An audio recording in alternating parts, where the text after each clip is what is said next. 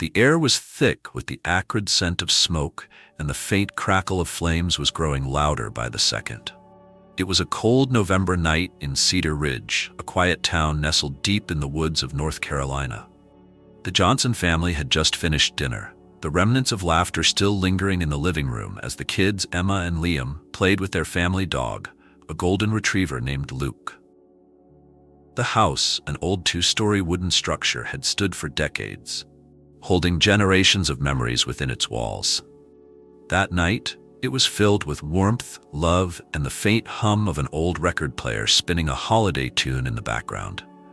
No one could have guessed that, within moments, their world would be consumed by chaos. Luke had been a part of the Johnson family for 5 years. Found as a stray puppy abandoned on the side of the highway, he had instantly bonded with the family. He was more than just a pet. He was their protector, confidant, and an unspoken pillar of comfort. Emma, 10, often joked that Luke was her guardian angel in fur, while Liam, 7, called him Super Dog because of his uncanny ability to sense when someone was upset. To David and Sarah Johnson, Luke was like their third child, a loyal companion who had seen them through life's ups and downs. That night had been like any other, peaceful and ordinary, until it wasn't. It began with a faint popping sound that no one paid attention to. The kids were busy reenacting their favorite superhero scenes, while Sarah cleaned up the kitchen and David worked on his laptop in the study. But Luke heard it. His ears perked up, his head tilted as he stared intently toward the basement door. He sniffed the air, then let out a low, uneasy growl. "Luke, what's wrong, buddy?" Sarah asked as she noticed his strange behavior. The golden retriever barked sharply and ran to the basement door, pawing at it frantically. Sarah's heart skipped a beat. The last time Luke had acted this way was during a gas leak in the neighborhood, alerting them before anything dangerous happened. "David?" she called, her voice tinged with concern. Before David could respond, a loud bang erupted from below, and within seconds, thick black smoke began seeping through the cracks of the basement door. Sarah screamed as David rushed out of the study. The popping noises grew louder, followed by the unmistakable roar of fire. "Get the kids!" David yelled, his voice strained with panic. Emma and Liam froze, their wide eyes darting between their parents and the growing smoke. Luke, sensing the urgency, barked and ran to the kids, nudging them toward the front door with his nose. But when David tried to open the door, it wouldn't budge. "It's stuck," he shouted, tugging desperately at the handle. The flames were spreading fast now, crawling up the walls and licking at the wooden beams of the staircase. The heat was becoming unbearable, and the air was thick with smoke, making it hard to breathe. Sarah grabbed the kids and pulled them close, her mind racing for a solution. They were trapped. "David, the windows," she choked out. David ran to the nearest window and tried to open it, but it was painted shut, refusing to budge. Panic set in as the reality of their situation dawned on them. They were surrounded by fire, their once cozy home now a fiery prison. Luke barked again, louder this time, as if trying to get their attention. He darted toward the back of the house, pausing to look back at the family, urging them to follow him. "What is it, Luke?" Emma coughed, clutching her mother's hand. David hesitated for a moment, then decided to trust the dog. "Come on," he shouted, leading Sarah and the kids after Luke. The retriever guided them to the back door, but it too was blocked by debris from the collapsing ceiling. The flames were everywhere now, consuming everything in their path. The family huddled together, their faces streaked with soot and tears. It was in that moment, as hope began to wane, that Luke did something extraordinary. The flames roared louder, the heat now unbearable, like a living, breathing beast intent on devouring everything in its path. The Johnson family clung to each other in terror as Luke stood in front of them, his golden fur glowing in the firelight. His eyes were sharp and determined, scanning the room as if formulating a plan. The fire had spread too quickly, blocking every possible exit. Smoke filled the air, making it hard to see, harder still to breathe. Liam coughed violently, clutching his chest as Sarah hugged him close. Emma, trembling, held onto Luke's fur for dear life. David's mind raced, every instinct screaming at him to protect his family, but there was nowhere to go. "David, we're running out of time," Sarah cried, her voice breaking. David looked at the dog. Luke was pacing now, his movements frantic but purposeful, as if trying to communicate something. Suddenly, Luke let out a sharp bark and ran toward the staircase. "No, Luke, don't!" Emma screamed, thinking the dog was running into danger. But Luke didn't stop. He darted up the staircase, his paws slipping slightly on the soot-covered wood, and disappeared into the thick smoke. "What is he doing?" Sarah gasped, clutching Emma and Liam tighter. "I don't know," David replied, his voice shaking. "But he hasn't let us down before." Minutes felt like hours as the family waited, the fire inching closer with every passing second. The ceiling above them groaned ominously, bits of wood and plaster raining down as the structure weakened. David shielded his wife and children, his heart pounding as he prayed for a miracle. And then, through the thick haze of smoke, Luke reappeared, dragging something in his mouth. "Oh my God," Sarah whispered, her eyes widening in disbelief. It was Liam's weighted blanket, a thick, fire-resistant quilt that the little boy used to calm his anxiety. Luke dropped the blanket at David's feet, barking urgently. "He's trying to tell us something," David realized. Sarah grabbed the blanket, her hands trembling. "What do we do with it?" Luke barked again, pawing at the blanket, then at the children. David's eyes lit up with understanding. "He wants us to use it to shield ourselves." "But it's just one blanket," Sarah said, panic creeping into her voice. David knelt down and looked at Luke. "What now, buddy? What do we do?" Luke barked and ran to the far side of the room, where a small window sat high on the wall. It was barely big enough for a person to fit through, but it was their only chance. Luke pawed at the window, then turned back to the family, barking insistently. "He wants us to go through the window," David said, coughing as the smoke thickened. "It's too high," Sarah protested. "We can't reach it, and it's too small for all of us." Luke didn't seem to hear her. He ran back to the blanket, tugging at it with his teeth, then nudged it toward David. His message was clear: "Trust me." David made a split-second decision. "We don't have a choice. We'll use the blanket to protect the kids first. I'll lift them up to the window, and then we'll figure out the rest." Sarah hesitated, tears streaming down her face. "What about you? What about Luke?" "We'll get out," David promised, though his voice wavered. "But we have to get the kids out first." With Luke watching intently, David wrapped the blanket around Liam and Emma, shielding their small bodies from the heat. Luke stood beside them, his tail wagging faintly as if to reassure them. David lifted Liam first, straining to reach the window. "Push it open, buddy," David urged. Liam's small hands fumbled with the latch, his face red and streaked with soot, but he managed to open the window. Fresh air poured in, giving the family a brief moment of relief. David pushed Liam through, guiding him until he was safely outside. "Your turn, Emma," David said, lifting his daughter. Emma hesitated, looking back at Luke. "What about Luke? He can't fit through the window." Luke barked as if telling her to go. "Go, Emma, now," Sarah cried. Emma finally climbed through, and David helped her down to the ground. She and Liam stood outside, coughing and crying, but safe. Back inside, the situation had worsened. The flames were now licking at the walls, and the smoke was suffocating. David and Sarah looked at each other, then at Luke. "Go, Sarah," David urged. "No, not without you and Luke," she sobbed. Luke barked again, his urgency unmistakable. He ran to David and Sarah, nudging them toward the window. David grabbed Sarah and hoisted her up, ignoring her protests. "You have to go, Sarah," he shouted. With Luke barking encouragement, Sarah finally climbed through, her tears falling as she reached the ground and joined her children. Now it was just David and Luke. David turned to the dog, his chest tightening. "Luke, come on, buddy, we have to go." But Luke didn't move. He ran back toward the staircase, barking wildly. "What are you doing?" David yelled. Luke disappeared into the smoke once more, leaving David torn between following him and escaping. Moments later, Luke returned, dragging something else in his mouth. It was David's car keys. "Oh my God," David realized. "The car? We can use the car to call for help." Luke dropped the keys at David's feet and barked again, his eyes locked on David's. It was a command. "Go." David grabbed the keys, tears streaming down his face.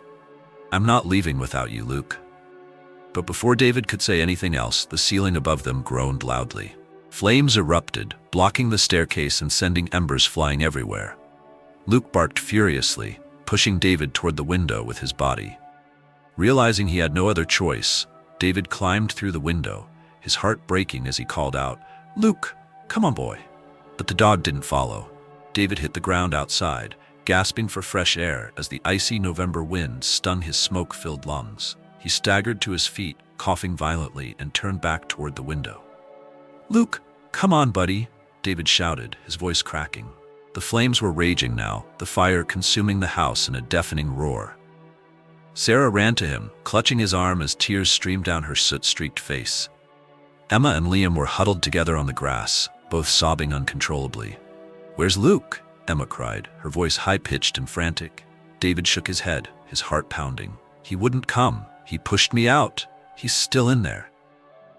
"No, no, Luke," Liam wailed, trying to run toward the house, but Sarah grabbed him, pulling him back. Inside, Luke was not giving up. The golden retriever moved with purpose, his body low to the ground, as he dodged falling debris and searing flames. He navigated through the inferno with an almost otherworldly sense of determination. The house groaned around him, threatening collapse, but Luke didn't flinch. His family was safe, but there was one thing he hadn't done yet. The children's cries echoed in his memory, their frightened faces flashing before his eyes. Luke had always protected them, from thunderstorms that sent Liam into fits of panic to Emma's nighttime fears of the dark. Tonight was no different. To Luke, it didn't matter if it was a monster in a closet or a wall of flames. His job was to make sure his family was safe. The blanket. Luke knew the blanket wasn't enough to protect everyone, but there was another way. In the corner of the living room was the one thing that mattered most to the kids after each other. A small wooden chest where Emma and Liam kept their treasures, drawings, trinkets, and family photos. To Luke, that chest was more than just a box. It was the scent of his family's love, the heartbeat of their home. Luke clawed at the chest, his powerful jaws gripping its handle as he began dragging it toward the window. The weight of it slowed him down, but he didn't stop. Step by step, he pulled it across the floor, even as the flames inched closer, as the smoke clouded his vision. His ears flattened against his head as embers rained down, singeing his fur. He let out a low growl of pain but kept moving, fueled by nothing but love and loyalty. Outside, David couldn't stand still. "I'm going back in," he shouted, but Sarah grabbed his arm, her face pale with terror. "You can't, David. It's too dangerous. The house is going to collapse," she cried, gripping him tightly. "I can't leave him in there," David shouted, tears streaming down his face as he wrestled free. But before he could take another step toward the house, a shadow moved behind the smoke-filled window. "Wait," Sarah screamed, pointing. "Luke!" Emma cried, her small hands clutching her mother's sleeve. They all watched, holding their breath as the shadow grew larger.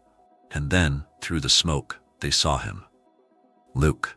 The golden retriever stood at the window, his muzzle wrapped tightly around the handle of the wooden chest. He barked once, short and sharp, as if to say, "I've got this." David ran toward the window, his heart hammering in his chest. "Luke, drop it, buddy. Jump out," he yelled, but Luke wouldn't let go. Instead, he pushed the chest up toward the ledge, his muscles straining as he lifted it higher. David reached through the window, grabbing the chest and pulling it out, just as a section of the ceiling caved in behind Luke. "Luke, jump, now!" David screamed, his voice hoarse. For a moment, Luke hesitated. His eyes met David's, and for a split second, it was as if the dog was saying goodbye. But then he leaped. The family watched in stunned silence as Luke propelled himself through the window, his body clearing the frame just as the flames surged behind him. He landed hard on the ground, tumbling into the grass, but he was alive. "Luke!" Emma and Liam screamed in unison, breaking into a sprint toward their beloved dog. David dropped the chest and ran after them, falling to his knees as Luke struggled to stand. His golden fur was singed, and his movements were slow, but his tail wagged weakly as he looked up at his family. "You did it, buddy," David choked out, his hands trembling as he ran them over Luke's head. "You saved us. You saved everyone." The children threw their arms around Luke, their tears soaking his fur. Emma kissed the top of his head, her voice trembling as she whispered, "You're my hero, Luke." Liam sobbed into Luke's side, clutching the dog tightly. "You're the best dog in the world. I love you, Luke." Sarah knelt beside them, her hand over her mouth as she cried. "You brave, beautiful boy," she whispered, stroking Luke's face. In the distance, the wail of fire truck sirens pierced the night, growing louder as help finally arrived. The house was a total loss. But none of it mattered. They were all alive. And it was because of Luke. Luke let out a soft whine and rested his head on Emma's lap, his body finally relaxing as exhaustion overtook him. The family stayed huddled together on the grass, their tears a mixture of sorrow and gratitude. David looked at the wooden chest beside him, its edges blackened but intact. He opened it to reveal its contents. A stack of family photos, Emma's first drawing of Luke, Liam's favorite superhero cape, and a handwritten note from Sarah to David on their anniversary. Luke hadn't just saved their lives. He had saved their memories, their essence as a family. David stroked Luke's head, his voice breaking. "You're more than a dog, Luke. You're family. You're our hero." Luke's tail wagged faintly, his eyes closing as if to say, "That's all I ever wanted to be." The sun rose over Cedar Ridge the next morning, casting golden light over what remained of the Johnsons' home. Firefighters had battled the inferno into the early hours, but it was too late. The house was a smoldering skeleton, charred wood and ash where decades of memories had once lived. Yet despite the devastation, there was hope. The Johnsons had made it out alive, and so had Luke. The family sat together in the back of an ambulance parked at the edge of their property. Liam was wrapped in a blanket, his small hands clutching Luke's leash like a lifeline. Emma leaned against Sarah, who stroked her hair absently, her eyes distant as she stared at the wreckage. David stood nearby, speaking with one of the firefighters, his voice low and weary. Luke lay on the grass beside them, his head resting on his paws. The golden retriever had been examined by the EMTs, who confirmed that, aside from some minor burns and smoke inhalation, he was remarkably okay. Still, he was tired. His tail wagged faintly whenever one of the kids reached down to pet him, but his eyes remained half-closed, his body heavy with exhaustion. "He saved our lives," Sarah murmured, her voice thick with emotion. Emma nodded, wiping her tear-streaked face. "He's not just a dog, he's a hero." The firefighter approached, his helmet tucked under his arm. "Mr. Johnson," he said, his expression a mix of sympathy and amazement, "I've been doing this for 20 years, and I've never seen anything like that. Your dog, he's incredible." David managed a faint smile, glancing back at Luke. "He's more than incredible, he's family." The firefighter nodded. "I know you lost your home, but you've got something not everyone gets in situations like this. You've still got each other." He hesitated, then added, "If there's anything we can do, anything at all, let us know." David thanked him, his voice barely above a whisper. As the firefighter walked away, David turned back to his family, his chest tightening at the sight of them all huddled together. Despite the soot on their faces and the devastation around them, they were alive. And that was all that mattered. Later that day, the Johnsons were taken to a temporary shelter set up by the Red Cross. The local community had already begun rallying around them, donating clothes, blankets, and even toys for the kids. News of Luke's heroics had spread quickly, and people from all over Cedar Ridge stopped by to offer support, many of them bringing treats and supplies for Luke. By evening, Luke was the town's unofficial mascot. Videos of his daring leap through the burning window had gone viral, shared by neighbors who had witnessed the scene. Strangers from across the country were commenting, calling him Superdog and a true hero. But to the Johnsons, Luke was more than a viral sensation. He was their miracle. Over the following weeks, the family began to rebuild their lives. It wasn't easy. The loss of their home, a place filled with irreplaceable memories, was a heavy burden to bear. But they took it one day at a time, leaning on each other for strength. Luke became their anchor. Though he had always been a loyal and loving companion, something about the fire had deepened the family's bond with him. He seemed to understand their pain in a way words couldn't express, always by their side, offering silent comfort. For Liam, who struggled with anxiety, Luke became a source of reassurance. Every night, the boy would fall asleep with his hand resting on Luke's fur, finding peace in the dog's steady breathing. Emma, who had always been a dreamer, started drawing pictures of Luke wearing a superhero cape, labeling them with bold letters that read, "My hero." Sarah and David found solace in Luke's quiet presence. On days when the weight of their loss felt unbearable, Luke would nudge their hands with his nose, reminding them that they weren't alone.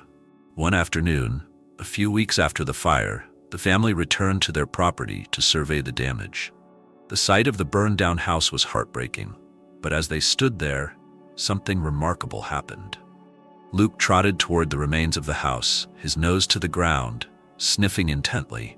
He stopped near a pile of rubble, pawing at something buried beneath the ash. "What is it, boy?" David asked, walking over. Luke barked softly, his tail wagging. Curious, David knelt down and began sifting through the debris. Moments later, he uncovered a small, fire-damaged picture frame. Inside was a photograph of the family taken the year they adopted Luke, their first Christmas together. David's breath caught in his throat as he stared at the photo, the edges blackened but the image itself intact. He held it up for the others to see, tears welling in his eyes. "It's a sign," Sarah whispered, her voice trembling. "No matter what we've lost, we still have what matters most." Emma and Liam gathered around, their eyes wide as they looked at the photo. Luke sat beside them, his tail thumping softly against the ground. "You saved this, didn't you, Luke?" Emma asked, scratching behind his ears. Luke let out a soft woof, his eyes warm and knowing. From that moment on, the Johnsons made a promise. They would rebuild not just their house, but their lives. They would create new memories, new traditions, and carry the lessons they had learned through the fire with them always. 3 months later, the family moved into a rental home provided by a kind-hearted neighbor. Life was slowly returning to normal. The kids were back in school, Sarah had started working again, and David was focused on rebuilding their home. Through it all, Luke remained their steadfast companion, the heart of their family. One evening, as the family sat together on the couch in their temporary home, Emma pulled out a drawing she had made. It was a picture of Luke standing tall in front of a burning house, a superhero cape billowing behind him. "What's this?" David asked, smiling as he looked at the picture. "It's Luke," Emma said proudly. "Our hero. He saved us." David looked down at Luke, who was sprawled out on the floor, snoring softly. He reached over and patted the dog's head, his voice soft. "You're more than a hero, Luke. You're family." And as the golden retriever stirred, wagging his tail in his sleep, the Johnsons knew that no matter what challenges lay ahead, they would face them together. Because love, loyalty, and courage were the unshakable foundation of their family. Months had passed since the fire, but its memory lingered like a ghost. Yet, rather than haunt the Johnson family, it had brought them closer together. They had come to realize that their strength didn't lie in the walls of a house or the objects they'd lost. It lay in the bond they shared, a bond forged in love and cemented in the bravery of a golden retriever named Luke. On a crisp spring morning, the family returned to their property once more. This time, the foundation of their new home had been laid. The skeleton of a brighter future stood in front of them, and though the scars of the fire remained, they were ready to rebuild, stronger and more united than ever. Luke walked ahead of them, his fur shining in the sunlight, his movements confident and proud. He sniffed the air, wagging his tail as if sensing that something wonderful was about to begin. Emma and Liam ran to him, laughing as they hugged his neck. "Luke," Liam said, looking into the dog's warm brown eyes, "you're my superhero. You saved us. And you saved everything that matters," Emma added, holding up the singed family photo they had framed and placed in their rental home. "You'll always be our hero." David and Sarah stood a few steps back, watching their children with soft smiles. David put an arm around Sarah and said, "You know, we didn't just rescue Luke that day. We found him by the highway. He rescued us." Sarah nodded, her eyes misty. "He reminds me every day that even in the worst moments, there's always hope." As the family stood together, the construction crew arrived, and the sound of hammers and saws filled the air. But this time, it wasn't a noise of loss or destruction. It was the sound of renewal, of a fresh start. Months later, when the new house was finally finished, the Johnsons held a small celebration. Friends, neighbors, and even the firefighters who had been there that fateful night came to see the new home and to honor Luke. Someone had even made a banner that read, "Welcome home, Hero Luke." Luke sat proudly in the front yard, wearing a red bandana around his neck, his tail wagging furiously as the kids played with him. He didn't understand the fuss, but he didn't need to. For Luke, every wag of his tail, every bark, every step he took was for them, his family. That night, as the Johnsons sat in their new living room, surrounded by laughter and love, David glanced down at Luke, who was curled up at his feet. He scratched behind the dog's ears and whispered, "You taught us something, buddy. You taught us that even when the flames of life feel like they'll burn everything to the ground, we can rise from the ashes. Because as long as we have each other, we have everything." Luke wagged his tail in response, his eyes closing in contentment. And as the family sat together, safe and whole, they knew that their story was more than one of survival. It was a story of love, loyalty, and the extraordinary courage of a dog who had proven beyond any doubt that heroes don't always wear capes. Sometimes they wear fur.